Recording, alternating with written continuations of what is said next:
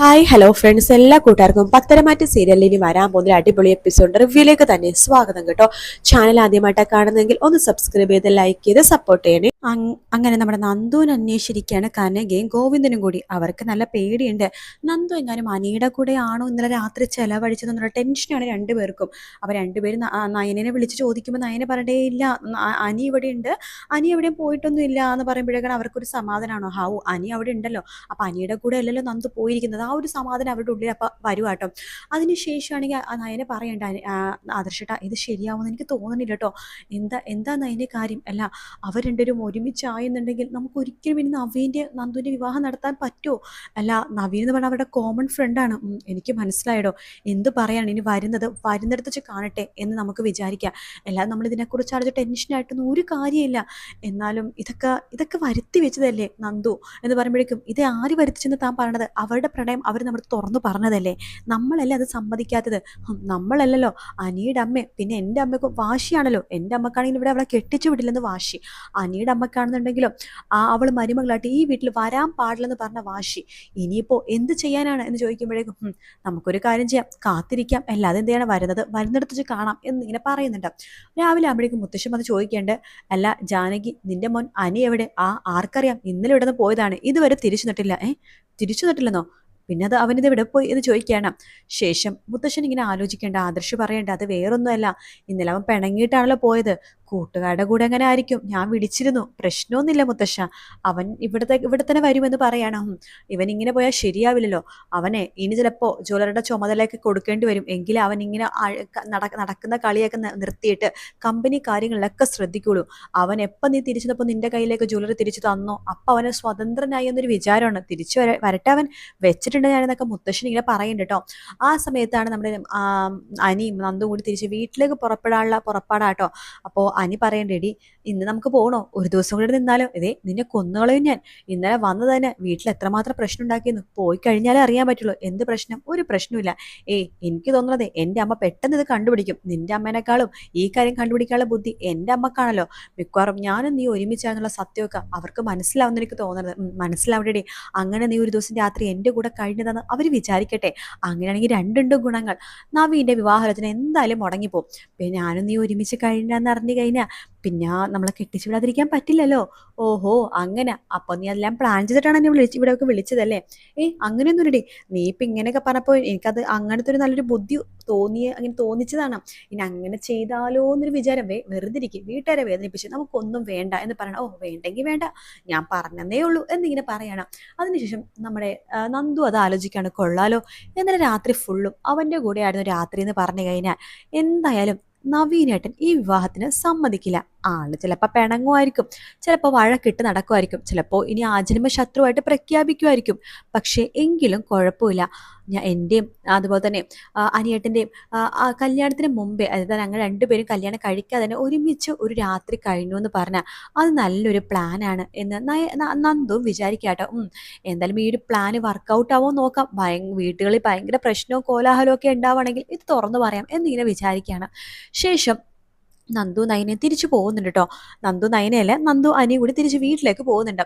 നന്ദുവിനെ കാണാൻ വേണ്ടി നവീൻ വരുന്നുണ്ട്. നവീൻ ഫോൺ വിളിക്കുന്നുണ്ട്, നന്ദു എനിക്ക് തന്നോട് കുറച്ച് കാര്യങ്ങൾ സംസാരിക്കാനുണ്ട്, താൻ എൻ്റെ അടുത്ത് ഇന്ന സ്ഥലത്ത് വരണമെന്ന് പറയണമെങ്കിൽ നന്ദു നവീനെ കാണാൻ വേണ്ടി പോകുന്നുണ്ട്. നന്ദുക്കാണെങ്കിൽ നവീനോട് സത്യങ്ങളൊക്കെ തുറന്നു പറയാനും കൂടിയിട്ടുള്ള അവസരമായിട്ടാണ് നന്ദു കാണുന്നത്. അങ്ങനെ നന്ദു സത്യങ്ങളൊക്കെ തുറന്നു പറയാൻ വേണ്ടി തീരുമാനിക്കുകയാണ്. താനും അതുപോലെ തന്നെ അനിയും തമ്മിൽ പ്രണയമാണ്, വിവാഹം കഴിക്കാൻ വേണ്ടി താല്പര്യമായിട്ട് നിൽക്കുകയാണെന്നുള്ള കാര്യം പറയാൻ വേണ്ടി തന്നെ നന്ദു ഇങ്ങനെ വിചാരിച്ച് നവീൻ്റെ അടുത്തേക്ക് പോവാണ്. അപ്പോൾ നന്ദു പറയുന്നുണ്ട്, നവീനേട്ടാ എനിക്ക് നവീൻ ചേട്ടനോട് കുറച്ച് കാര്യങ്ങളൊക്കെ പറയാനുണ്ട് എന്ന് പറയുമ്പോഴേക്കും നവീൻ പറയുന്നുണ്ട്, എനിക്കും അറിയാം താൻ എന്തൊക്കെയാണ് എന്നോട് പറയാൻ മഞ്ഞെന്നുള്ള കാര്യങ്ങളൊക്കെ എനിക്കറിയാം. പക്ഷെ അതിനു മുമ്പ് കുറച്ച് കാര്യങ്ങൾ എനിക്ക് തന്നോട് അങ്ങോട്ട് പറയാനുണ്ട്. എന്താ നവീനേട്ടന് പറയാനുള്ളത്? അത് വേറൊന്നുമല്ല, എൻ്റെ ആത്മാർത്ഥ സുഹൃത്താണ് അനി എന്ന് തനിക്ക് അറിയാലോ. അറിയാം. എങ്കിലേ നമ്മുടെ ഒരു ആത്മാർത്ഥ സുഹൃത്ത് നമ്മളെ ചതിച്ചു കഴിഞ്ഞാൽ നമ്മൾ എന്താ ചെയ്യേണ്ടത്? അത് നമ്മുടെ അടുത്തൊരു വിശ്വാസവഞ്ചന കാണിച്ചു കഴിഞ്ഞാൽ പിന്നെ ആ സുഹൃത്ത് ബന്ധത്തിൽ അർത്ഥമില്ലല്ലോ. അതെ, അർത്ഥമില്ല. അപ്പം ഞാൻ ഒരു കാര്യം തീരുമാനിച്ചു, അനി എൻ്റെ അടുത്ത് വലിയൊരു വിശ്വാസവഞ്ചന കാണിച്ചു. അപ്പം ഞാൻ എന്താ ചെയ്യേണ്ടത്? അവൻ അങ്ങോട്ട് ഒഴിവാക്കുക. അതെ, ഇനി അനി എൻ്റെ നല്ലൊരു സുഹൃത്തല്ല. അനി അനിയനാണ് തമ്മിലുള്ള എല്ലാ സുഹൃത്ത് ബന്ധവും ഇന്നലത്തെ ദിവസത്തോടെ കഴിഞ്ഞു. പിന്നെ തന്നോട് പറയാനുള്ളത്, താൻ അനിയനെ സ്നേഹിക്കുന്നുണ്ടെന്നും അനി തന്നെ സ്നേഹിക്കുന്നുണ്ടെന്നും എല്ലാം എനിക്ക് മനസ്സിലായി. എല്ലാം അറിഞ്ഞു വെച്ചുകൊണ്ട് തന്നെയാണ് ഞാനിപ്പോൾ തൻ്റെ മുൻപിൽ നിൽക്കുന്നത്. തന്നോട് ഒരു കാര്യം മാത്രമേ എനിക്ക് പറയാനുള്ളൂ. താനിപ്പോൾ പറയാൻ പറ്റുന്നത് വേറൊന്നും അല്ലെന്ന് എനിക്കറിയാം. തനിക്ക് അനിയനെയാണ് ഇഷ്ടമാണെന്ന് പറയാനായിട്ടല്ലേ എൻ്റെ അടുത്ത് ഇപ്പോൾ ഓടിച്ചാടി വന്നത്. ശരി, ഒരു വിവാഹത്തിന് മുമ്പ് പല ആൾക്കാരായിട്ട് നമുക്ക് ഇഷ്ടം തോന്നും, വിവാഹം കഴിക്കണം താല്പര്യമൊക്കെ തോന്നും. അത് സർവ്വസാധാരണമാണ്. നമ്മൾ പെണ്ണും ഒരു ബോയും ഒരു ഗേളും ആണ്. അപ്പം അങ്ങനെ ആകുമ്പോഴേക്കും നമുക്ക് ചിലപ്പോൾ ഓപ്പോസിറ്റുള്ള ഒരു ആളോട് അട്രാക്ഷനൊക്കെ തോന്നും. അത് സർവ്വസാധാരണമാണ്. അങ്ങനെ അട്രാക്ഷൻ തോന്നിയില്ലെങ്കിലാണ് എന്തെങ്കിലും പ്രശ്നമുണ്ടെന്ന് മനസ്സിലാക്കേണ്ടത്. ഇതിപ്പോൾ താൻ അനിയനെ സ്നേഹിക്കുന്നത് അത്ര വലിയ തെറ്റായിട്ടൊന്നും എനിക്ക് തോന്നിയിട്ടൊന്നുമില്ല. പക്ഷേ ഒരു കാര്യം, ആ സ്നേഹം ഇതോടെ അവസാനിപ്പിച്ചോ. തന്നെ വിവാഹം കഴിക്കാൻ വേണ്ടി നിൽക്കുന്നതാ ഞാൻ. തൻ്റെ കഴുത്തിൽ ആരെങ്കിലും താലി കെട്ടുന്നുണ്ടെങ്കിൽ അത് ഞാൻ തന്നെയായിരിക്കും. അയ്യോ, നവീനേട്ടൻ വിചാരിക്കുന്ന പോലെയല്ല. ഞാൻ ജീവിതത്തിൽ ആദ്യമായിട്ട് സ്നേഹിച്ചത്, വേണ്ട, എനിക്കറിയാം താൻ പറയാൻ വന്നത്. താൻ ആദ്യമായിട്ട് സ്നേഹിച്ചതും തനിക്ക് ഭർത്താവായിട്ട് വേണമെന്ന് ആഗ്രഹിക്കുന്നതും അനിയനെയാണ്.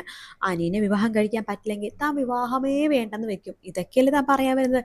ഇതൊക്കെ എനിക്ക് നന്നായിട്ട് അറിയാം. എടോ, വിവാഹത്തിന് മുമ്പ് മിക്ക സ്ത്രീകളും ഇങ്ങനെ തന്നെ പറയും. അയ്യോ, അവർ സ്നേഹിക്കുന്ന പുരുഷൻ മാത്രമേ കല്യാണം കഴിക്കുകയുള്ളൂ, അല്ലെങ്കിൽ അവരെ ചതിക്കും, തേച്ചു എന്നൊക്കെ പല പേരുകളും വരും. അല്ല, അവരില്ലാതെ തനിക്ക് ജീവിക്കാൻ പറ്റില്ലെന്നൊക്കെ തോന്നും. എടോ, അത് വെറും തോന്നൽ മാത്രമാണ്. ഒരിക്കലും ഇതൊന്നും നടക്കാൻ പോകുന്ന കാര്യമല്ല. താൻ അത് മനസ്സിലാക്കുക. ഇന്നത്തോടെ താൻ എന്നെ മാത്രം സ്നേഹിച്ചാൽ മതി, എന്നെ മാത്രം വിളിച്ചാൽ മതി. തനിക്ക് എന്താവശ്യമുണ്ടെങ്കിലും എന്നോട് പറയാം. ഞാൻ തന്നെ വിവാഹം കഴിക്കാൻ പോകണമെന്ന് താൻ വിചാരിക്കേ വേണ്ട. നല്ലൊരു സുഹൃത്തായിട്ട് തന്നെ തനിക്ക് എന്നെ കാണാം. നല്ലൊരു സുഹൃത്തായിട്ട് തന്നെ നമുക്ക് പരസ്പരം വിവാഹം കഴിക്കാം. എന്തൊക്കെ പറഞ്ഞാലും നന്ദു, ഞാനൊരു വിവാഹം കഴിക്കണ്ടെങ്കിൽ അത് തന്നെ മാത്രമായിരിക്കും. തനിക്ക് വേണ്ടി എൻ്റെ വീട്ടിൽ എൻ്റെ അച്ഛനോടും അമ്മയടുത്തും പോലും പോര് വിളിച്ചിട്ടാണ് ഞാനിപ്പോൾ വന്നിരിക്കുന്നത്. അതുകൊണ്ട് എൻ്റെ ഭാര്യയായിട്ട് തന്നെ മതി എനിക്ക് എന്ന് പറഞ്ഞിട്ട് നവീൻ അവിടെ നിന്ന് പോവാണ്. നവീൻ്റെ ആ ഒരു വാക്കിൽ ശരിക്കും നന്ദു പേടിച്ചു പോകട്ടോ. നവീനേട്ടൻ എന്തായാലും രണ്ടും കൽപ്പിച്ച പോലെയാണല്ലോ ഒരേ കാര്യങ്ങൾ പറയുന്നത്. ശരി, അങ്ങനെ തന്നെ ആവട്ടെ. നവീനേട്ടൻ തന്നെ വിവാഹം കഴിക്കണമെന്ന് ഇങ്ങനെ ഉറപ്പിച്ച് നിൽക്കുകയാണെന്നുണ്ടെങ്കിൽ തനിക്ക് ഇനിയിപ്പോൾ എന്ത് ചെയ്യാൻ പറ്റും? ഇനി ആകെ ഒരേ ഒരു കാര്യം മാത്രമേ ചെയ്യാനുള്ളൂ. അനിയും താനും തമ്മിൽ കഴിഞ്ഞ ദിവസം പോയത് എവിടെയാണെന്നും അവിടെ ഒരുമിച്ചാണ് കഴിഞ്ഞതെന്നുള്ള സത്യം എല്ലാവരോടും പറയണം. അങ്ങനെയെങ്കിലും തൻ്റെ ഈ വിവാഹ ബന്ധം അങ്ങനെ തീർന്നു പോകണമെങ്കിൽ പോട്ടെ, നവീൻ്റെ വിവാഹാലോചന കൂടെ മുടങ്ങട്ടെ. തനിക്ക് അനിയനെ വിവാഹം കഴിച്ച് തരാൻ പറ്റുമെന്നുണ്ടെങ്കിൽ വീട്ടുകാർ നടത്തി തരട്ടെ. അല്ലെങ്കിൽ ഒന്നും വേണ്ട, വിവാഹം വേണ്ട, ഒന്നും വേണ്ട. അല്ല, ഈ വീട്ടുകാരുടെ നാട്ടുകാരുടെ ഒക്കെ ഒരു ചിന്താഗതി ആലോചിക്കണേ. ഒരു പെൺകുട്ടിക്ക് അല്ലെങ്കിൽ ഒരു ആൺകുട്ടിക്ക് ഇന്ന് പ്രായമായിക്കിനെ വിവാഹം കഴിച്ചേ പറ്റൂ. ഇതൊക്കെ വൃത്തികെട്ട ചിന്താഗതിയാണ് എന്നൊക്കെ പറഞ്ഞിട്ട് നന്ദുവിനെ പെറുപിറുത്തോണ്ടിരിക്കുക കേട്ടോ. ശേഷം നന്ദു ഈ ഒരു സംഭവം അനിയനെടുത്ത് പറയണ്ട. നോക്ക്, നമ്മൾ കഴിഞ്ഞ ദിവസം ഒരുമിച്ച് നിന്ന കാര്യം നമുക്ക് വീട്ടിൽ പറഞ്ഞാലോടാ. അതെന്താ നീ ഇപ്പം അങ്ങനെ പറയണതല്ല. നമ്മൾ ഒരുമിച്ച് ഒരു ദിവസം രാത്രി ഒരുമിച്ചാണ് കഴിഞ്ഞതെന്ന് പറഞ്ഞാൽ വീട്ടുകാർക്ക് പിന്നെ ഒന്നും പറയാൻ പറ്റില്ലോ. ആദ്യം അവർ ഒരുപാട് വേദനിക്കുമായിരിക്കും, വിഷമിക്കുമായിരിക്കും. പക്ഷെ നമ്മളെ സപ്പോർട്ട് ചെയ്യുന്ന ആൾക്കാർ നമ്മുടെ കൂടെ ഉണ്ട്. എന്തൊക്കെ പറയാനും ആദർശേട്ടനും നയനേട്ടത്തിയൊക്കെ നമ്മുടെ കൂടെ തന്നെ ഉണ്ടാകും. പിന്നെ നിന്റെ വല്യമ്മ, വല്യച്ഛൻ എല്ലാവരും നമ്മുടെ കൂടെ തന്നെ സപ്പോർട്ട് ചെയ്യും. അതുകൊണ്ട് ഒന്നും പേടിക്കാനില്ല. ഞാൻ എന്തായാലും ആ ഒരു കാര്യം എല്ലാവരോടും തുറന്നു പറയാൻ പോവാണ് എന്ന് നന്ദു പറയാണ്. അങ്ങനത്തെ കുറച്ച് ഭാഗങ്ങൾ നമ്മൾ ഇനി വരുന്ന എപ്പിസോഡിൽ കാണാൻ വേണ്ടി പോകുന്നു കേട്ടോ. വീഡിയോ ഇഷ്ടപ്പെട്ടാൽ ലൈക്ക് ചെയ്യുക, സബ്സ്ക്രൈബ് ചെയ്യുക, കമൻറ്റ് ചെയ്യുക. മറ്റൊരു വീഡിയോ കാണാം. Take care, bye bye.